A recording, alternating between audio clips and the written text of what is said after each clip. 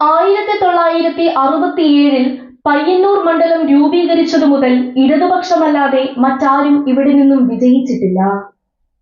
82 MV രാഘവനെയും 96 Pinarayi വിജയനെയും പിന്നീട് ശ്രീമതി ടീച്ചറെയും നിയമസഭയിലെത്തിച്ച പയ്യന്നൂർ ഇളകാത്ത CPMന്റെ ഉറച്ച കോട്ടകളിലൊന്നാണ്. പയ്യന്നൂരിന്റെ തൊട്ടടുത്ത മണ്ഡലമായ തളിപ്പറമ്പും ഇടതുപക്ഷത്തിനെന്നും അപ്രമാദിത്ത ഭൂരിപക്ഷം നൽകുന്ന നിയമസഭാ മണ്ഡലമാണ്. മണ്ഡലം നിലവിൽ വന്ന 65 മുതൽ ഇതുവരെ നടന്ന 14 തിരഞ്ഞെടുപ്പുകളിൽ 13 തവണയും ഇവിടെ നിന്നും വിജയിച്ചത് ഇടതുപക്ഷ സ്ഥാനാർത്ഥികളാണ്. 1970 CPI കോൺഗ്രസുമായി സഖ്യമായി ചേർന്ന് മത്സരിച്ച ആ ഒരു തിരഞ്ഞെടുപ്പിൽ മാത്രമാണ് CPMന് തളിപ്പറമ്പിൽ കാലിടറിയത്.